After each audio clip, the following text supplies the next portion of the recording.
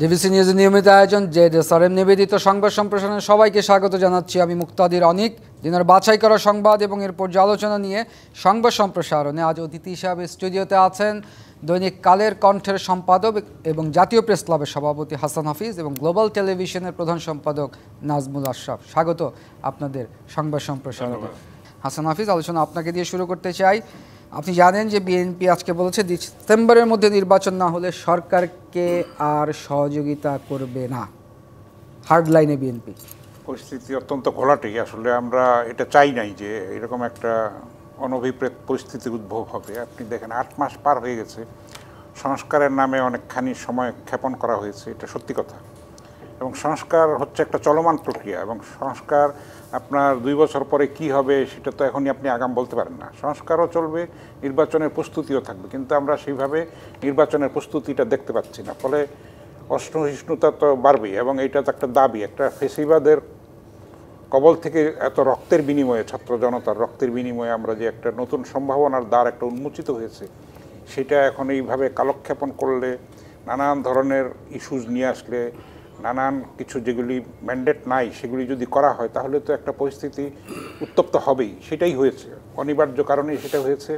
আমরা চাইব তার মধ্যেও যেন শান্তি স্থিতি বজায় থাকে, এবং আমরা সব পক্ষকে অনুরোধ জানাবো যেন একটা সংযম প্রদর্শন করে এবং ধৈর্য এবং সহিষ্ণুতার পরিচয় দেয়। না হলে দেশ একটা আরও বড় সংকটের মধ্যে যাবে। আপনার শিরোনামগুলিতে আমরা শুনতে পাচ্ছিলাম যে দেশের অর্থনৈতিক বিপর্যয় ভয়ঙ্কর পর্যায়ে চলে গেছে। তারপরে নানান ধরনের ষড়যন্ত্র হচ্ছে, ভারতের সীমান্তে রক্ত ঝরছে, পুশিন হচ্ছে, সেগুলিও কিন্তু আমরা সেইভাবে মোকাবেলা করতে পারছি না। আইনশৃঙ্খলা পরিস্থিতিও কিছুটা উন্নতি হলেও সর্বাংশে উন্নতি হয়েছে এটা বলা যাবে না। অর্থনীতি অত্যন্ত বিপর্যস্ত, এবং সামনে যে খালি রিজার্ভের কথা বলা হচ্ছে যে 30 বিলিয়নে আসবে, তো আপনি টাকা পয়সা আপনি পেলেন, আপনি বাজার করতে পারলেন না, তাহলে তো কোনো লাভ হলো না। বিনিয়োগ নাই, তারপর কর্মসংস্থান নাই, বেকারত্ব বাড়ছে, ভয়ঙ্কর একটা পরিস্থিতি। এখন একটা সুষ্ঠু রোডম্যাপ যদি ঘোষণা করা হয় যত দ্রুত সম্ভব, তাহলে কিন্তু অনেকখানি আমরা একটা স্থিতির দিকে এগিয়ে যেতে পারি। ধন্যবাদ হাসান হাফিজ। নাজমুল আশরাফ, যেমনটা হাসান হাফিজ বলছিলেন যে একটা সুষ্ঠু রোডম্যাপ দরকার।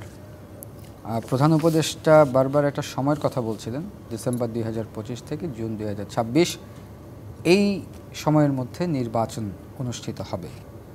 তারপরও বিএনপির কাছ থেকে এরকম আশঙ্কার যথেষ্ট কারণ আছে। নির্বাচনের জন্য ডিসেম্বরের মধ্যে না হলে পরে জুনের মধ্যে, এরপরে বলা হলো ডিসেম্বর থেকে জুন। এগুলো অস্পষ্ট এবং অবিশ্বাসযোগ্য কেন হলো? কারণ এরকম সময়সীমা ঘোষণা করার পরেও সরকারের যে কথা, কাজ, আচরণ সরকারের ভেতরে এবং সরকারের বাইরে সরকারপন্থীদের, তাতে করে এরকম আশঙ্কা হওয়াটা খুবই স্বাভাবিক যে আদৌ নির্বাচন হবে কিনা ডিসেম্বরে অথবা জুনে, অথবা এই সময়ের মধ্যেই হবে কিনা। সেই আশঙ্কা থেকে বিএনপি অনেকদিন ধরে বলে আসছে যে একটা সুনির্দিষ্ট রোডম্যাপ বা পথনকশা বা দিনক্ষণ একটা ঘোষণা করা, তাহলে পরে আরেকটু আশ্বস্ত হতে পারতো মানুষ। দেখেন, নির্বাচনের বিষয়ে আসার আগে বলি যে জুলাই মাসের যে গণ অভ্যুত্থান, জুলাই আগস্টের গণ অভ্যুত্থান, তার লক্ষ্য উদ্দেশ্য কী ছিল? একটি স্বৈরতান্ত্রিক ফ্যাসিবাদী সরকারের পতন ঘটানো, তাদেরকে বিদায় করা, এবং সেই কাজটি ছাত্র জনতার আন্দোলনের মাধ্যমে হয়েছে, যেখানে সকল রাজনৈতিক দল, মানে তখনকার ক্ষমতাসীন এবং তাদের সহযোগী ছাড়া সকল রাজনৈতিক দল, সকল মত পথের মানুষ, সকল শ্রেণী পেশার মানুষ এতে অংশ নিয়েছে। তাহলে স্বৈরাচার বা ফ্যাসিবাদ মুক্ত বাংলাদেশে কি হওয়ার কথা?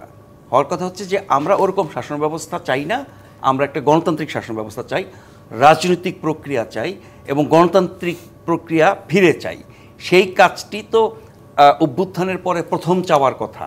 এবং আপনি যদি দেশে আপনার গণতান্ত্রিক শাসন ব্যবস্থা সুষ্ঠু নির্বাচনের মাধ্যমে সঠিক গণতন্ত্রের চর্চা করেন, তাহলে বাদবাকি যত সমস্যা দেশে আছে সেগুলো এর অধীনেই আস্তে আস্তে দূর হতে থাকবে, উন্নত হতে থাকবে, খাতোয়ারি বললে সব ক্ষেত্রেই। সেই নির্বাচনের কথা যখন থেকে বিএনপি বা আরও কিছু দল বলা শুরু করলো, তখন দিনক্ষণ এই সময় না ওই সময় এরকম নানান বলা হয়েছে। তারপরে সে ঠেকেছে ডিসেম্বর থেকে জুন। এই সময়সীমার মধ্যে নির্বাচন না হওয়ার আশঙ্কা কেন করছে বিএনপি বা অন্য আরও বা দলের বাইরে বহু মানুষ, কারণ সরকারের বিভিন্ন রকমের তৎপরতা। এই সরকার সকল দলের সমর্থনে গঠিত হয়েছে, দায়িত্ব নিয়েছে, সকল দলের সহযোগিতা এবং সমর্থনে এখনও কাজ করে যাচ্ছে। তার মানে এটা সব দলের সরকার। সব দলের হয়ে কি তারা কাজ করছে? সব দলের পরামর্শ সমর্থন নিয়ে কি তারা কাজ করছে? নাকি তারা কখনো কখনো নিজেরা নিজেদের মতো করে গোপনে কার পরামর্শে কার ইঙ্গিতে, সেটা আমরা অনেক ক্ষেত্রে অনেক ঘটনা থেকে বুঝতে পারি। কিন্তু আপনি যদি রাজনৈতিক অঙ্গনের কথা বলেন, অভ্যুত্থানকারী যে ছাত্ররা নতুন একটি দল ঘোষণা করলো, তারা এবং তাদের যে দুইজন প্রতিনিধি সরকারে আছে, এই যে যোগসাজশটা, মানে দুইজন ছাত্র উপদেষ্টা সরকারে আছেন, এর আগে 3 জন ছিলেন, এবং সেই ছাত্রদের একটা নতুন দল হয়েছে। সেই দলের প্রতি এই সরকারের, ডক্টর মোহাম্মদ ইউনূসের সরকারের যে মনোভাব এবং ওই দলটির যে অবস্থান ডক্টর ইউনূসের সরকারের ব্যাপারে, এটা বলা অত্যুক্তি হবে না যে অঘোষিত সরকারি দল হচ্ছে এনসিপি, এবং সরকারি দল হিসেবে এই সরকার তাদেরকে একভাবে দেখে। আর অন্যান্য দলকে, যাদের বহু বছরের রাজনৈতিক ইতিহাস, গণতন্ত্রের ইতিহাস, আন্দোলনের ইতিহাস, নির্বাচনে জেতার ইতিহাস, দেশ শাসনের ইতিহাস আছে, যেমন বিএনপি, তাদের চেয়ে অনেক বেশি গুরুত্ব দেওয়া হচ্ছে একটি নবগঠিত দল যার শক্তি, জনসমর্থন এখনও প্রমাণিত না। দলটি মাত্র গঠিত হয়েছে, নিশ্চয়ই একসময় তারা অনেক শক্তিশালী হবে, বড় দল হবে, জনসমর্থন পাবে। কিন্তু এখন পর্যন্ত যদি বলা হয় যে এটি একটি নতুন দল, এরকম আরও 26টি নতুন দল হয়েছে। যেহেতু অভ্যুত্থানকারীদের নেতৃত্বে এই দলটি হয়েছে, ফলে এর গুরুত্ব, এর আলোচনা, এর প্রভাব অনেক বেশি। তার চেয়ে বেশি এই সরকারের সমর্থনের কারণে প্রধান উপদেষ্টা এই দল এবং এই দলের নেতাদের সম্পর্কে যেসব কথা দল গঠনের আগে বলেছেন এবং পরে বলেছেন, এবং দল গঠনে তিনি যে ভূমিকা রেখেছেন, তাতে করে এটি সরকারের অংশ অনেকটা। তারা রাস্তায় নামলে, তারা দাবি দাওয়া করলে, তারা হুমকি ধামকি দিলে, তারা যা কিছু চাইলে সরকার যেভাবে সাড়া দেয়, বিএনপি বা অন্য আরও অনেক দলের ক্ষেত্রে সেরকমটা সরকার করে না। তার মানে সরকার সকল দলের সমর্থন নিয়ে যে একটি দল গঠিত হয়েছে, সকল দলের প্রতি সমান দৃষ্টিভঙ্গি বা আচরণ বা ব্যবহার করছে না, সকল দলকে সমানভাবে গুরুত্ব দিচ্ছে না। আপনি যদি বলেন সব দলকে সমান, যে সবাইকে সমান গুরুত্ব দেবে, তাহলে এই মুহূর্তে তো সবচেয়ে বড় দল বিএনপি, তাহলে বিএনপিকে সবচেয়ে বেশি গুরুত্ব দেওয়ার কথা। সেই বিএনপি নির্বাচনের কথা বারবার বলে আসছে, এবং হাফিজ ভাই বলছিলেন 8 মাস, 8 মাস না, 9.5 মাস হয়েছে এই সরকার দায়িত্ব নিয়েছে, 9.5 মাস হয়েছে। 9.5 মাস পরেও যখন নির্বাচনের ব্যাপারে কোনো নিশ্চয়তা নাই, সুনির্দিষ্ট ঘোষণা নাই, এবং সরকারের অবস্থান নিয়ে মানুষের অনেক রকমের সন্দেহ কাজ করে, এবং নির্বাচনের বিরোধিতাকারী বেশ কিছু দল মাঠে ময়দানে তৎপর থাকে, এনসিপি সহ আরও কিছু দল, এবং নির্বাচন না হওয়ার জন্য তারা আন্দোলনের নামে নির্বাচন কমিশন ঘেরাও করে, নির্বাচন কমিশনারদেরকে একটা দলের মুখপাত্র বলে, এবং উপদেষ্টা পরিষদে সবচেয়ে সিনিয়র, যোগ্য, অভিজ্ঞ 3 জন উপদেষ্টাকে তারা বিএনপির পন্থী বলে তাদের অপসারণ দাবি করে। তার মানে হচ্ছে যে এই সরকার সবার প্রত্যাশা পূরণ করতে ব্যর্থ হচ্ছে, সব দলের প্রতি সমান আচরণ করতে ব্যর্থ হচ্ছে। আমি যদি খাতওয়ারি বলি, আইন শৃঙ্খলা থেকে শুরু করে অন্য অনেক কিছু, সেগুলো ব্যর্থতা আছেই। অভ্যুত্থান পরবর্তী একটা বাস্তবতা ছিল, আস্তে আস্তে সেটা পরিবর্তন হয়েছে। এখনও কিন্তু ওই অবস্থাটা রয়ে গেছে যে কেউ চাইলে বা কিছু লোক চাইলে সংঘবদ্ধ হয়ে যাতা খুশি করতে পারে এবং তার মধ্য দিয়ে তার উদ্দেশ্য হাসিল করতে পারে। একটি দল বা একটি পক্ষ বা কিছু মানুষ নিষিদ্ধ জায়গায় তার বাসভবনের সামনে গিয়ে দিনে রাতে মিলে আন্দোলন করে দাবি আদায় করতে পারে, আবার অন্য অনেকে যাদের রাজনৈতিক পরিচয় আছে বা নাই, তারা কোনো আন্দোলন করতে গেলে ন্যায্য দাবি নিয়ে তারা হামলার শিকার হয়, পুলিশের পিটুনির শিকার হয়। ফলে সব কিছু মিলিয়ে যদি বলেন যে পরিবেশ, পরিস্থিতি, অবস্থা খুব খারাপ দিকে চলে যাচ্ছে, এর মধ্যে সবচেয়ে যেটা যুক্ত হয়েছে করিডোর এবং বন্দর নিয়ে বিতর্ক। করিডোরের বিতর্ক অনেক দিন ধরে চলছে, সরকারের এক একজন এক এক সময় এক এক কথা বলেন, এবং সেই কথাগুলো আপনি যদি যোগ করেন তাহলে বোঝা যায় যে এখানে একটা রাগঢাকের ব্যাপার আছে, গোপনীয়তার ব্যাপার আছে, তলে তলে সব কিছু করে ফেলার মতো একটা ব্যাপার আছে। করিডোর দেওয়ার মতো গুরুত্বপূর্ণ বিষয়, বন্দর লিজ দেওয়ার মতো গুরুত্বপূর্ণ বিষয় কোনো দলের সাথে আপনি আলোচনা করবেন না। সংস্কার নিয়ে আলোচনা করছেন, যদিও এর ফলাফল এখন পর্যন্ত শূন্য। গত 9.5 মাসে বাংলাদেশে কোন খাতের কী সংস্কার হয়েছে? শূন্য। তার একটা প্রক্রিয়া আছে, মানুষের প্রত্যাশা আছে, সেই সংস্কারে কতটুকু এই সরকার করতে পারবে বা করা উচিত বা করা সম্ভব যদি আপনি সংবিধান মানেন, কারণ সংবিধান মেনে আপনি শপথ নিয়েছেন, দায়িত্ব নিয়েছেন, ফলে ওগুলোর বিতর্ক তো আছেই, আমরা বহু দিন ধরে করছি। কিন্তু নির্বাচনের ব্যাপারে যদি আপনি সুস্পষ্ট অবস্থান না নেন, বিপরীতে আপনি করিডোর বন্দরের মতো বিষয়গুলোকে সামনে নিয়ে আসেন এবং এটা নিয়ে রাগঢাক করেন, এক একজন এক এক কথা বলেন, তখন কিন্তু মানুষের সন্দেহ হয় আপনি দীর্ঘদিন অনির্বাচিত হওয়া সত্ত্বেও ক্ষমতায় থাকতে চান, আপনি দেশি বিদেশি কারো না কারো এজেন্ডা বাস্তবায়ন করতে চান, আপনি রাজনৈতিক প্রক্রিয়া, গণতান্ত্রিক প্রক্রিয়া, নির্বাচন প্রক্রিয়াকে থোড়াই কেয়ার করেন এবং এগুলো মুখে বলেন, কিন্তু অন্য সব কাজে বুঝিয়ে দেন যে আপনার কাছে গণতন্ত্র, নির্বাচন, জনগণের শাসন, রাজনৈতিক প্রক্রিয়া, রাজনৈতিক আপনার দল, শক্তি এবং জনগণের আকাঙ্ক্ষা, জনগণের ভোটাধিকার, এগুলোর কোনো গুরুত্ব নাই আপনার কাছে। ধন্যবাদ নাজমুল আশরাফ। হাসান হাফিজ, যেমনটি নাজমুল আশরাফ বলছিলেন যে অনেক কিছুরই গুরুত্ব বহন করছে না এই সরকারের কাছে, আপনিও কেউ এমনটি মনে করেন? না, আপনি দেখেন এর আগে যেই আমাদের ইতিহাস তত্ত্বাবধায়ক সরকার, নাজমুলও জানেন ভালো, তারা কিন্তু এত সময় নেয়নি নির্বাচন করার জন্য। এবার তারা নিয়েছে নানান ধরনের, নানান ধরনের আমরা দেখছি যে ইস্যুস আনা হচ্ছে, বলা হচ্ছে যে তাদের সব ক্ষেত্রে ম্যান্ডেট আছে। ম্যান্ডেটটা কোথায় দেওয়া হলো? আপনার এই সরকার তো একটা জগা খিচুড়ির সরকার, সংবিধানে অর্ধেক মানে না, আবার বঙ্গভবনে যায় আবার শহীদ মিনারের কথা ওঠে, সনদ নিয়ে নানান তর্ক বিতর্ক। ফলে এটা একটা শেপ নেওয়া তো দরকার, একটা স্পষ্ট অবয়ব দরকার যে আমাদের লক্ষ্যটা কি। আমাদের লক্ষ্যটা নির্বাচন, একটা সুষ্ঠু, অবাধ, গ্রহণযোগ্য, সকলের ভোটাধিকার নিশ্চিত করার মতো একটা জবাবদিহিমূলক একটা সরকার গঠন করা, গণতান্ত্রিক প্রক্রিয়ায় ফিরে যাওয়া। সেটাই তো মূল জিনিস ছিল জুলাই স্পিরিট। কিন্তু সেটার থেকে তো আমরা বিচ্যুত হয়ে যাচ্ছি এবং এটা ক্ষমতা প্রলম্বিত করার নানান ধরনের আলামত আমরা দেখতে পাচ্ছি। সেগুলিও কিন্তু ভুল মেসেজ দিচ্ছে। যারা শহীদ হয়েছেন তাদের প্রতিও সেইভাবে যতটা ন্যায় বিচার করা উচিত ছিল, তাদের পাশে দাঁড়ানোর কথা ছিল, কিছুটা হয়েছে, কিন্তু সর্বাংশে আমরা সেটা দেখি না। আহতরাও আপনি জানেন যে আন্দোলন করেছে মধ্যরাত্রে, পঙ্গু হাসপাতাল থেকে তারা বেরিয়ে এসেছিল।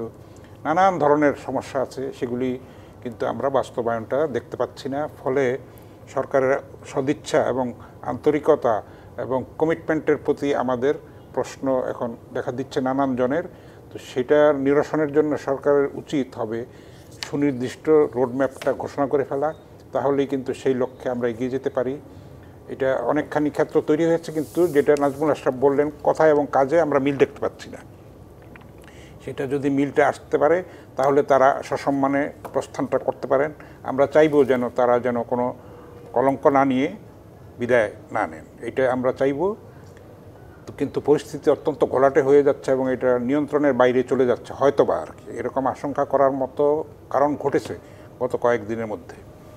ফলে আমরা সবসময় শান্তির কথা বলবো, স্থিতির কথা বলবো, দেশের স্বাধীনতা, সার্বভৌমত্বের প্রশ্নে, স্থিতিশীলতার প্রশ্নে, জাতীয় ঐক্যমত্যের কথা বলবো। এবং আমরা দেখছি যে রাজনৈতিক দলগুলির সঙ্গে এই সরকারে যতটা ঐক্য থাকার কথা ছিল এবং আস্থায়, পারস্পরিক আস্থাশীলতার একটা সম্পর্ক হওয়ার কথা ছিল, সেটা আমরা দেখতে পাইনি। তো আপনি 10টা রাজনৈতিক দলকে ডাকলেন, একজনকে 5 মিনিট সময় দিলেন, এটাতে তো হয় না। নানান ডিবেট হবে, নানান কিছু হবে, তারপরে একটা ঐক্যমত্যে আসা যাবে। আপনি দেখেন এই যে আলোচনা হলো রাজনৈতিক দলগুলির সঙ্গে প্রথম পর্যায়ে, তো এইটা আলোচনা কি অনন্তকাল ধরে চলবে কি না? তো এটারও তো একটা টাইম লাইন দেওয়া দরকার, টাইম ফ্রেমটা দেওয়া দরকার, যে এই সময়ের মধ্যে আমরা আলোচনা শেষ করব, তারপরে আমরা ঘোষণা করব। সেটা আমরা দেখতে পাচ্ছি না। সরকারের মধ্যে একটা লুকু ছাপার ব্যাপার আছে, যেটা উনি বললেন সেটা সত্যি কথা। তো এইটা আমরা চাই না যে এই সরকার সেইভাবে বিদায় নিক, তারা সম্মানের সঙ্গে যাক, এটা চাই। যারা উপদেষ্টা আছেন তাদের সততা এবং দেশপ্রেম নিয়ে আমাদের প্রশ্ন নাই, কিন্তু পরিপক্কতা, দূরদর্শিতা, পরিণামদর্শিতার অভাব কারো কারো ক্ষেত্রে আছে এবং সেখানে কোনো শাস্তিমূলক ব্যবস্থা নেওয়া হয়নি। এর মধ্যে অনেকের বিরুদ্ধে দুর্নীতির অভিযোগও আছে, সেগুলি হয়তো সময়ে প্রকাশিত হবে, সেটাও খুব দুঃখজনক হবে। সেটা ডক্টর ইউনূসের সরকারের জন্যে এটা একটা বেদনাদায়ক কিছু হবে যদি হয় এরকম কিছু। সেরকম আলামত আমরা দেখতে পাচ্ছি। আমরা চাই না যে এরকম একটা কিছু হোক, কারণ জুলাই এর যেই পবিত্র যে আন্দোলন এবং যেখানে এত রক্তপাত হয়েছে, সেটার স্পিরিট থেকে আমরা যেন বিচ্যুত না হই। রাজনৈতিক দলগুলিও সেখান থেকে যেন তরুণদের যে কি আকাঙ্ক্ষা, যেই স্বপ্ন সেটার প্রতি যেন তারা শ্রদ্ধাশীল হয় এবং সেই পাঠটা যেন নেয়, নির্বাচিত হয়ে তারা যেন সেটার প্রতি শ্রদ্ধাশীল থাকে এবং সময়ের উপযোগী হয়ে আগের স্বৈরাচারের পুনরাবৃত্তি আমরা কোনোভাবেই চাই না। সেটা না হলে আবার বারবার কি আমরা আন্দোলন করব, বারবার রক্ত দেব, সেটা একটা ওয়ান্স ফর অল এটা সেটেল হওয়া উচিত বলে আমি মনে করি। হাসান হাফিজ, নাজমুল আশরাফ বলছিলেন যে এই সরকার এটা নির্দিষ্ট দলকে ফ্যাসিলিটেট করতে চাচ্ছে, ছাত্রদের। সেটা তো আমরা দেখতে পাচ্ছি। প্রধান উপদেষ্টা যখন ওনাকে রাষ্ট্রের এই দায়িত্ব দেওয়া হয়েছিল, উনি কিন্তু বলেছেন এই ছাত্ররাই আমার নিয়োগকর্তা। হ্যাঁ বলেছেন, এবং সেই রকম পক্ষপাত আমরা দেখতে পেয়েছি এবং নানানভাবে এখন প্রশ্ন উঠছে যে কি গণপরিষদ নির্বাচন আগে হবে, তাই না? নানান ধরনের স্থানীয় সরকার নির্বাচন আগে হবে, ডিম আগে না মুরগি আগে, এটা দেখা যাচ্ছে। আমরা এই বিষয়ে আলোচনা করবো, একটা বিরতির সময় আছে, বিরতি থেকে ফিরে এসে আমরা এই বিষয়ে আলোচনা করবো। প্রিয় দর্শক, জেডএসআরএম নিবেদিত সংবাদ সম্প্রসারণের একটি বিরতির সময় হয়েছে, সঙ্গেই থাকুন। বিরতির পর আবারও স্বাগত জেডএসআরএম নিবেদিত সংবাদ সম্প্রসারণে। আমাদের সাথে স্টুডিওতে আছেন দৈনিক কালের কণ্ঠের সম্পাদক এবং জাতীয় প্রেস ক্লাবের সভাপতি হাসান হাফিজ এবং গ্লোবাল টেলিভিশনের প্রধান সম্পাদক নাজমুল আশরাফ। আবারও স্বাগত আপনাদের সংবাদ সম্প্রসারণে। আমার সামনে একটি পোর্টাল খোলা আছে, মানব জমিনের এই পোর্টালে একটি নিউজ তারা অনলাইনে দিয়ে রেখেছেন। সেটা শিরোনাম হচ্ছে প্রফেসর ইউনূস এখন কি করবেন। আমি এখান থেকে কোড আনকোড আপনাকে পড়ে শোনাচ্ছি। সর্বশেষ খবরে প্রফেসর ইউনূস ইতিমধ্যে অভ্যুত্থানের নায়কদের ডেকে বলেন, তোমরা সংযত হও, না হলে আমি পদত্যাগ করব। বলবো? জি বলুন। একদম সঠিক বার্তাই তিনি দিয়েছেন, কিন্তু অসংযত তারা কেন হলো সেক্ষেত্রে ওনার দায় কতখানি? ছাত্ররা আমার নিয়োগকর্তা থেকে শুরু করে এই ছাত্রদের এবং ছাত্রদের দলের ব্যাপারে ওনার যে ভূমিকা, অবস্থান, যেটি নিয়ে এত সমালোচনা, সেই জায়গা থেকে যদি বলা হয় তাহলে অভ্যুত্থানের পরে এই ছাত্রদের অভিভাবক হিসাবে ডক্টর মোহাম্মদ ইউনূসের যা বলার কথা ছিল, যেভাবে তাদেরকে সংযত রাখার কথা ছিল, সেটা তো তিনি করেন নাই। অনেকে বলেন যে তিনি এদেরকে লাই দিয়ে মাথায় তুলেছেন। তো এখন যখন পরিস্থিতি এমন দাঁড়িয়েছে, এখন তিনি বলছেন বেটার লেট দেন নেভার, বিলম্বে হলো সেটা ভালো। আমার মনে হয় ডক্টর ইউনূসের এই বার্তা অভ্যুত্থানকারী শক্তি, নেতৃত্ব, নতুন দল, ছাত্র উপদেষ্টা বা সরকারের বিভিন্ন দপ্তরে, মন্ত্রণালয়ে ছাত্রদের যে প্রতিনিধি আছেন, তাদের সবার জন্য একটি বড় বার্তা। কিন্তু এটা কতটা বিলম্বিত হয়েছে, কারণ সময় উপযোগী না হলে বা সময় পার হয়ে গেলে অনেক ক্ষেত্রে অনেক সঠিক সিদ্ধান্ত ভালো ফল দেয় না। আমি মনে করি এখনও সময় আছে। যেটা শুরুতে আপনি বলছিলেন যে বিএনপি বলছে যে ডিসেম্বরের মধ্যে নির্বাচন না হলে এই সরকারকে তারা আর সহযোগিতা করবে না। যে কথা বলছিলাম এর আগে, যে নির্বাচনের গুরুত্ব, বিএনপি সহ আর অনেক দলের অবস্থান নির্বাচনপন্থী এবং নির্বাচন বিরোধী। আমরা দু রকমের শক্তি দেখি। নির্বাচনপন্থী যারা সহজ হিসাব রাজনীতি করে, যারা তারা নির্বাচন করবে, ক্ষমতায় যাবে, জনগণের প্রতিনিধিত্ব করবে, দেশ শাসন করবে, গণতান্ত্রিক প্রক্রিয়া যুক্ত হবে, চর্চা করবে, আগের চেয়ে ভালো। 16 বছর তো কোনো গণতন্ত্র নির্বাচনের এগুলো বালাই ছিল না। এর আগে ছিল, নানান দুর্বলতা ছিল, কিন্তু আমরা আরও ভালো গণতন্ত্র, ভালো রাজনীতি, ভালো শাসন ব্যবস্থা, ভালো আইন ব্যবস্থা, ভালো বিচার ব্যবস্থা, ভালো মানবাধিকার, ভালো নাগরিক অধিকার, সব কিছু দেখতে চাই। সেই জন্য তো এত সব আলোচনা, এত সব সংস্কারের উদ্যোগ, এত কিছু। সেই কাজগুলো যারা করতে চায়, যাদের সদিচ্ছা আছে, তারা নির্বাচনের কথা বলছে। আর যারা এগুলো চায় না, এখনকার বাস্তবতা যাদের জন্য সেরা, এখন যারা বলছিলাম অঘোষিত সরকারি দল, বা আপনি সরকারে নাই বা কোনো দলেও নাই, কিন্তু আপনি এমন সুযোগ সুবিধা ভোগ করছেন, সেটি প্রশাসনের হতে পারে, সেটি বিভিন্ন শ্রেণী পেশার হতে পারে, সেটি অভ্যুত্থানকারী শক্তির কোনো একটি অংশ হতে পারে, যেটি ছাত্র হতে পারে। আমরা অনেকের অনেক কর্ম তো দেখলাম এই 9.5 মাসে। কিছু মানুষ এত বেশি সুবিধা নিচ্ছে এবং তার সুবাদে এত রকমের অন্যায় করছে, অপরাধ করছে, লুটপাট করছে, দখল করছে। এই মানুষগুলো চাইবে না নির্বাচন হোক। ফলে ভাগটা স্পষ্ট। যারা শুভ শক্তি রাজনীতির, তারা নির্বাচন চাইবে। যারা অশুভ শক্তি বা অন্য তার হিসাব আছে যে নির্বাচন না হলে আমি অনেক ভালো আছি, নির্বাচন হলে আমাকে খুঁজে পাওয়া যাবে না, তারা নির্বাচন চাইবে না, পেছাতে চাইবে এবং নির্বাচনের জন্য অনেক রকমের শর্ত দেবে, সকল বিচার শেষ করতে হবে, সকল সংস্কার শেষ করতে হবে, এরকম আরও মানে অবাস্তবায়নযোগ্য অনেক দাবির কথা আমরা অনেক দিন ধরে শুনছি। তো তারা চাইবে না এই নির্বাচনটা সঠিক হোক। এখন আমি বলছি যে সবশেষ এই যে অফিসার্স অ্যাড্রেস শিরোনামে যেই সম্মেলনটি বা অনুষ্ঠানটি হয়েছে সেনা সদরে, সেখানকার খবর আজকে সকল গণমাধ্যমে আছে, গতকালও টুকটাক এসেছিল এবং আলোচনা হয়েছে। সেখানে সেনাবাহিনী সহ 3 বাহিনী এবং তার শীর্ষ পর্যায়ের কর্মকর্তারা ঢাকার বাইরে মিলে অনেকে ভার্চুয়াল যুক্ত হয়েছেন। তারা যে বার্তাটি দিয়েছেন, সেনাপ্রধান যে বার্তাটি দিয়েছেন, সেটি তো ডক্টর ইউনূস সরকারের জন্য এক ধরনের চাপ তৈরি করেছে। ডিসেম্বরের মধ্যে নির্বাচনের কথা বলা, করিডোর বন্দরকে না করে দেওয়া এবং নির্বাচিত সরকারের জন্য অপেক্ষা করা, নির্বাচিত সরকারই এগুলো করতে পারে, এই সরকার না, মবের বিরুদ্ধে কঠোর হুঁশিয়ারি দেওয়া, এই বিষয়গুলো কিন্তু নানানভাবে আলোচিত হচ্ছিল রাজনৈতিক মহলে, সামাজিক মাধ্যম, গণমাধ্যম সহ সমাজের নানান স্তরে। সেটির একটি বোধহয় কনক্রিট জায়গায় আসছে এবং তার একটা ফলাফল হয়তো আমরা খুব শীঘ্রই দেখব। হাসান হাফিজ, যেমনটা নাজমুল আশরাফ বলছিলেন, সেটা আমি বলবো যে সেনাবাহিনী একটা খুবই বাস্তব এবং বিচক্ষণ সিদ্ধান্তই দিয়েছে বলতে হবে। দেশের যেই পরিস্থিতি, প্রেক্ষাপট, সব কিছুর মধ্যে আমরা এর আগেও দেখেছি যে বেশিরভাগ কবলিত যে চূড়ান্ত মুহূর্তে কিন্তু তারা অনেক সংযমের পরিচয় দিয়েছে, অনেক রক্তপাত এড়াতে সক্ষম হয়েছে। সেই ক্রেডিটটা সেনাবাহিনীকে দিতে হবে। সেনাবাহিনীকেও কলুষিত করেছিল বিগত ফ্যাসিস্ট সরকার, সমস্ত কিছু ধ্বংস করে দিয়েছিল। নির্বাচন ব্যবস্থা, প্রশাসন, শিক্ষা, স্বাস্থ্য, সব ক্ষেত্রে ক্ষমতা কুক্ষিগত করার জন্যে হেন কাজ নাই যেটা তারা করে নাই। সেটার অবিসম্ভাবী পরিণতি হয়েছে। তো তারা এখন পালিয়ে বেড়াচ্ছে। সৎসাহস থাকলে দেশে থাকতো, বিচার ফেস করতো। সেনাবাহিনী সে সময় বিচক্ষণতার পরিচয় দিয়েছে এবং আমরা আশা করব ভবিষ্যতেও তারা দেবে। এবং কালকে তারা যে মেসেজটা দিয়েছে সেটা স্পষ্ট মেসেজ। এখনও কিন্তু আমি নাজমুল আশরাফের সঙ্গে সম্পূর্ণ একমত যে এখনও সময় আছে। অধ্যাপক ডক্টর ইউনূস সম্মানিত ব্যক্তিত্ব, বিশ্ব সমাজে তার যেই খ্যাতি, স্বীকৃতি, সেটা অক্ষুণ্ণ রাখতে হবে। আমরাও চাই, এটা আমাদের দেশের গর্ব।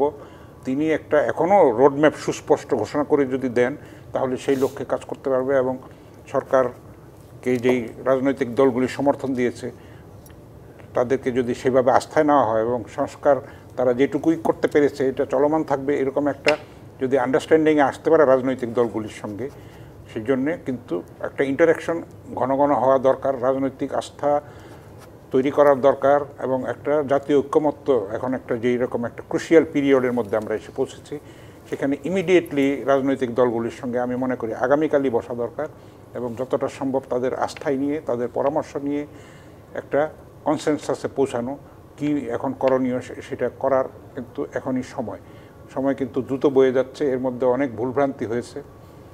এইটা বিপ্লবী সরকার নাকি কি সরকার, নানান ধরনের। আমি বলেছি যে সংবিধান অর্ধেক মানে না। তারপরে আবার এই রাষ্ট্রপতিকে নিয়েও যেসব বিতর্ক হলো, শেখ হাসিনার পদত্যাগপত্র নিয়ে অনেক গোজামিল কিন্তু আছে, সেগুলি কিন্তু ক্লিয়ার হওয়া দরকার। সেই জন্যে সবার মিলিত একটা মতৈক্য দরকার, সেটা দ্রুতই করা দরকার বলে আমি মনে করি। ধন্যবাদ হাসান হাফিজ। আমাদের একটা বিরতির সময় হয়েছে। প্রিয় দর্শক, জেজেসএম নিবেদিত সংবাদ সম্প্রসারণের একটি বিরতির সময় হলো, সঙ্গেই থাকুন। বিরতির পর আবারও স্বাগত। জেজেসএম নিবেদিত সংবাদ সম্প্রসারণের সাথে আছেন হাসান হাফিজ এবং নাজমুল আশরাফ। ফিরছি আলোচনায়। একটু ইশরাক হোসেনকে নিয়ে কথা বলি। মেয়র পদে আর বাধা কাটল ইশরাক হোসেনের। আমরা চিটংয়ের মেয়রকে যখন ট্রায়াল কোর্টে আপিল করেছে তখন খুব সহজেই দেখেছি যে সে ওইখান থেকে মুক্ত হয়ে মেয়র হয়ে গেল। ইশরাক হোসেনের ক্ষেত্রে এত বাধা কেন? সেখানেই তো একটা মানে ক্ষমতা প্রলম্বিতকরণের একটা প্রচেষ্টা, অনেকে এটা বলছে, সেটা দেখাও যাচ্ছে। এই আজকে যে আদালত রায় দিল সেখানে বলেছে যে আর কোনো বাধা নাই, কিন্তু আবার বলা হচ্ছে রিটকারী এটা আপিল করবে। তো আপিল করলে আরও সময় যাবে, তাতে জিনিসটা কিন্তু এটা মূলোৎপাটন হলো না, এটা ফয়সালা হলো না। ফলে আমরা দেখতে পাচ্ছি নানান দিকে কিন্তু একটা মানে বিলম্বিতকরণের একটা প্রচেষ্টা নানান সেক্টরে, সেটা কিন্তু ভুল মেসেজটা দিচ্ছে আর কি। এবং একটা অস্থিরতাটা জিয়ে রাখার একটা মানে ইন্টারপ্রেট করলে তাই দাঁড়ায়। তো সেটা তো কাম্য নয়। এটার অবসান হোক যত দ্রুত হয়, সেটাই আমরা চাইব। এবং একটা সুনির্দিষ্ট রোডম্যাপের মাধ্যমে একটা নির্বাচনের দিকে দেশটা এগিয়ে যাবে এবং হানাহানি, রক্তপাত, অবিশ্বাস, সংশয় এগুলি যেন দূর হয়, সেটাই আমরা নাগরিক হিসেবে আমাদের কাম্য। এবং রাজনৈতিক দলগুলিকে আরও দায়িত্বশীলতার পরিচয় দিতে হবে, সরকারকেও দিতে হবে। সরকারের ক্ষেত্রে দায়িত্বটা বেশি, রাজনৈতিক দলগুলিকে আস্থায় নেওয়া নিয়েছে, কিন্তু আরও বেশি নেওয়া উচিত, তাদেরকে ইনভলভ করা উচিত। যেটুকুই সংস্কার এই পর্যন্ত হয়েছে সেটুকু যেন তারা যা যা গ্রহণযোগ্য, সব কোনো সংস্কার আছে ইউরোপিয়ান, যেগুলি অনেক ইউরোপ আমেরিকার মডেলেও কিছু কিছু চিন্তাভাবনা করা হয়েছে, সেগুলি বাংলাদেশের বাস্তবতার সঙ্গে, প্রেক্ষাপটের সঙ্গে মেলে না। সেগুলি বাদ দিয়ে রাজনৈতিক দলগুলির কাছ থেকে এমন কিছু অঙ্গীকার আদায় করে নেওয়া, তাদেরকে সেরকম একটা আস্থায় নিয়ে, শ্রদ্ধা রেখে তাদের প্রতি, এই তাদের প্রজ্ঞা, দূরদর্শিতা, দেশপ্রেম, এগুলি আস্থায় নিয়ে, কারণ আমরা ছাত্রদের অবশ্যই কৃতিত্ব দেব, তারা ফিনিশিং টাচটা দিয়েছে, কিন্তু তার আগে কিন্তু রাজনৈতিক দলগুলি আন্দোলন করেছে, তারা গুম খুনের শিকার হয়েছে, জেল জুলুমের শিকার হয়েছে, বহু মানুষ, লক্ষ লক্ষ মানুষ ফেরারি জীবনযাপন করেছে, এবং বহু মায়ের কান্নার কথা আপনি জানেন যে অনেক মানুষ কিন্তু ফিরে আসেনি, আমরা হদিশও জানি না, সেগুলি কিন্তু এখনও আবিষ্কারের, অনুসন্ধানের ব্যাপার রয়ে গেছে। ফলে এত কালের যে একটা লিগেসি ফেসিবাদের সেটা কিন্তু রাতারাতি আমরা এটা শেষ করতে পারবো না। স্তরে স্তরে কিন্তু ফেসিবাদের দোসররা ক্রিয়াশীল আছে, এবং ষড়যন্ত্র দেশের মধ্যে হচ্ছে, দেশের বাইরে হচ্ছে, পাশের দেশে হচ্ছে, সেগুলিও ফেস করতে হবে। আশা করি আমরা ইতিবাচকভাবেই দেখতে চাই, আমরা আশা করব যে এই অন্ধকার কাটিয়ে আমরা আলোর পথে যাব। ধন্যবাদ হাসান হাফিজ। নাজমুল সাহেব, একই প্রশ্ন আপনার কাছে। ইশরাক হোসেনের ক্ষেত্রে এত আন্দোলন, কোর্ট তাকে অর্ডার দিলেন যে না উনি থাকতে পারবেন, অ্যাপেক্স কোর্টে গেলেন, রিট হচ্ছেন, এর কারণটা কি? এর কারণটা কি ইশরাক হোসেন যখন ওই ফলটি বাতিল চেয়ে রিএলেকশন চেয়েছিল, এই কারণেই কি তাকে এত জটিলতা পোহাতে হচ্ছে? দেখেন, হাসান হাফিজ ভাই বলছেন যে চট্টগ্রামে কিন্তু একই পন্থায় ডক্টর শাহাদাত হোসেন মেয়র হয়ে দায়িত্ব পালন করছেন, একই ধরনের মামলা, একই ধরনের ট্রাইব্যুনালে একই ফলাফল এবং রায় নিয়ে, এবং একই নির্বাচন কমিশনের মাধ্যমে গেজেট নোটিফিকেশন হয়ে এবং সেটা করছেন। তাহলে চট্টগ্রামে ডক্টর শাহাদাতের ক্ষেত্রে যা হয়েছে, ঢাকা ইশরাক হোসেনের ক্ষেত্রে কেন বিপরীত হবে? আমি এনসিপির কয়েকজনের বক্তব্য শুনছিলাম যে তারা বলছিল যে উনি আরজি সংশোধন করেছেন। আরজি সংশোধনটা যদি অবৈধ হয় তাহলে সেটা আদালত দেখবে। এখানে কিন্তু আপনার কোনো নির্বাহী ক্ষমতা প্রয়োগের সুযোগ নাই। নির্বাচনে ইশরাক হোসেন হেরেছিলেন বা তাকে হারানো হয়েছিল, যাই বলি, তিনি সেটা চ্যালেঞ্জ করেছিলেন, ফলাফল বাতিল চেয়েছিলেন, পরে বাড়তি আরজিতে তিনি তাকে নির্বাচিত ঘোষণা করার দাবি করলেন। সেই মোতাবেক ট্রাইব্যুনালে আপনার এই আরজি অনুযায়ী বিচারক বা ট্রাইব্যুনাল তাকে নির্বাচিত ঘোষণা করলো। নির্বাচিত ঘোষণা করার পরে বেশ গ্যাপ দিয়ে, প্রায় 1 মাস গ্যাপ দিয়ে কিন্তু নির্বাচন কমিশন গ্যাজেট জারি করেছে। সেই গ্যাজেট জারি করার পরে স্থানীয় সরকার মন্ত্রণালয়কে নির্বাচন কমিশন বলেছে তার শপথের আয়োজন করছে। তো স্থানীয় সরকার মন্ত্রণালয় যে উপদেষ্টার হাতে, তিনি এটা করবেন না। তিনি ঢাকা উত্তর দক্ষিণ 2 সিটি কর্পোরেশনে নিজের কর্তৃত্বে বা দখলে রাখবেন। উত্তরে যে প্রশাসককে বসিয়েছেন তাকে নিয়ে তো কত কথা, তার পরিচয়, তার ব্যাকগ্রাউন্ড, কীভাবে বসিয়েছেন, এখানে কি হয়েছে, কার কী স্বার্থ ইত্যাদি। দক্ষিণের ক্ষেত্রেও তিনি আরেকজন প্রশাসক বসিয়েছেন, তিনি চান। তার মানে ঢাকা উত্তর দক্ষিণ সিটি কর্পোরেশন মিলিয়ে যে রাজধানী, এখানে কোনো একজন বিএনপির প্রতিনিধি দাঁড়িয়ে যাবেন এবং একটা বড় অংশ শহরের তার নিয়ন্ত্রণে থাকবে এবং তিনি জনপ্রতিনিধি হিসেবে কাজ করবেন, এটা হয়তো এই উপদেষ্টা বা এই সরকার হয়তো চায় না, যার কারণে নানান বাধা সৃষ্টি করা হয়েছে। তারা যা কিছু বলছেন, কয়েকদিন আগে আপনি হয়তো দেখেছেন ফেসবুক স্ট্যাটাসে জনাব আসিফ মাহমুদ সজীব ভুইয়া ইশরাক হোসেনের শপথ পড়ানোর পক্ষে যখন আন্দোলন শুরু হলো, আজকে গেল 9ম দিন। আন্দোলন চলাকালীন যখন নগর ভবনে তালা দিয়ে কাজকর্ম অচল করে ফেলা হলো, আসিফ মাহমুদ এবং তার মন্ত্রণালয়ের যিনি সচিব, তাদেরকে অবাঞ্ছিত ঘোষণা করা হলো, তিনি সেখানে যেতে পারছেন না। আবার তিনি সচিবালয়ে অফিস না করে সেখানে অফিস করছেন অনেকদিন ধরে। সচিবালয়ে যে কি আগুন লেগেছিল এরপর থেকে উনি ওখানে আছেন, সেই আগুনের কোনো বিস্তারিত কিন্তু আমরা জানলাম না। আগুন কে লাগালো, কেন লাগালো, কুকুর কী করে সেখানে গেল, কুকুর কীভাবে মারা গেল, এগুলো নিয়ে অনেক প্রশ্ন উঠেছিল। সেগুলো কিন্তু একরকম ধামাচাপা দেওয়া হচ্ছে, সেগুলোর উত্তর জানি না। কেন, কারা আগুন লাগালো, কি ধ্বংস করতে, কি করতে, কারা জড়িত, এগুলো আমরা কিছু জানলাম না। যাই হোক, তিনি অনেকদিন ধরে নগর ভবনে অফিস করছিলেন, সেখানে তিনি অফিসে যেতে পারছেন না। তখন তিনি ইশরাক হোসেনকে শপথ না পড়ানোর বা দায়িত্ব না দেওয়ার ক্ষেত্রে তিনি 10টা কারণ উল্লেখ করেছেন ফেসবুক স্ট্যাটাসে। আমি 10টা কারণ পড়েছি। 10টা কারণকে সামারাইজ করলে সেক্ষেত্রে তিনি আইনি নানান জটিলতার মধ্যে ফেলেছেন। ঠিক আছে, তার মধ্যে একটা খুব গুরুত্বপূর্ণ ছিল যে একটা রিট করা আছে, সেই রিটের ফলাফল আমরা আজকে জানলাম। হাইকোর্ট বলেছে যে রিটটা খারিজ করে দিয়েছে, স্ট্রেট খারিজ করে দিয়েছে, বলছে যে আপনার এই রিট চলবে না। তার মানে হচ্ছে ইশাক হোসেন এখন শপথ নিতে পারেন। আজকে বৃহস্পতিবার, লাস্ট ওয়ার্কিং ডে ছিল, কালকে শুক্র শনি। ইশাক হোসেন এই নবম দিনে এসে আন্দোলনটা স্থগিত ঘোষণা করেছেন, এই বলে যে তাকে সরকারকে বা মন্ত্রণালয়কে 24 থেকে 48 ঘন্টা সময় দিয়েছি। তো 24 থেকে 48 ঘন্টা সেটা গিয়ে পড়বে হচ্ছে শনি বা রবিবার। শনিবারে অফিস খোলা, রবিবার অফিস খোলা, তাহলে রবিবার গিয়ে পড়বে 48 ঘন্টা, শনিবারে 24 ঘন্টা। এরই মধ্যে যে রিটকারী, আমরা দেখেছি অতীতে এরকম চর্চা খুব স্বাভাবিক, সব সরকারের আমলে হয়, বিগত আমলে বেশি হয়েছে। আপনি কারো না কারো দিয়ে একটা রিট করা দিয়ে জিনিসটাকে আটকায় দিবেন, মানে যে কোনো একটা ভালো কাজকে যদি আপনি ঠেকাতে চান। সময় খুব কম, আমি আপনার কাছে 30 সেকেন্ডে দুজনের কাছ থেকে জিনিস জানতে চাই। যদি ইশাক সাহেব মেয়র হয়ে যান, তার হাতে 40 দিন সময় থাকবে, টেনিউর শেষ হয়ে যাবে। এই যে ইলেকশনটা 2020 সালে হয়েছিল, তারপরে কি হবে? না 30 সেকেন্ডে শেষ করে আমি তো হাসান হাফিজের কাছে, আমি 30 সেকেন্ড শেষ করে দিই যে টেনিউর শেষ হয়ে গেছে, তাহলে উনি কিভাবে দায়িত্ব নেবেন, এটা একটা প্রশ্ন। তার বিপরীতে প্রশ্ন হচ্ছে তিনি তো দায়িত্বই নেন নাই, দায়িত্ব নেয়ার পরে তার টেনিউর শুরু হবে, এটাও একটা প্রশ্ন। ফলে এই বিষয়টা আদালত আমাদের শেষ করে হাসান হাফিজ, এটা সিম্বলিক ব্যাপার আসলে। মেয়র ইশাক তো মেয়র বলতে পারি অবশ্যই, যেহেতু কোর্ট বলেছে, তো উনি বলেছেন যে মেয়র টেয়র কিছু না, আমি আসলে ব্যক্তির একটা ভিতরের লোভের ব্যাপারটাকে বের করে আনতে চেষ্টা করেছি, সেটা কিন্তু আমরা দেখেছি, সেটা প্রমাণিত হয়েছে। হ্যাঁ, তো এটা তো সেই আগের পথেই তো হাঁটছে, তাহলে স্বৈরাচার হটিয়ে তো আবার নতুন স্বৈরাচার তো আমরা চাই না। ধন্যবাদ হাসান হাফিজ, ধন্যবাদ নাজমুল আশরাফ। প্রিয় দর্শক, এই ছিল জেজে সালেম নিবেদিত সংবাদ সম্প্রসারণে। ডিবিসির সঙ্গেই থাকুন।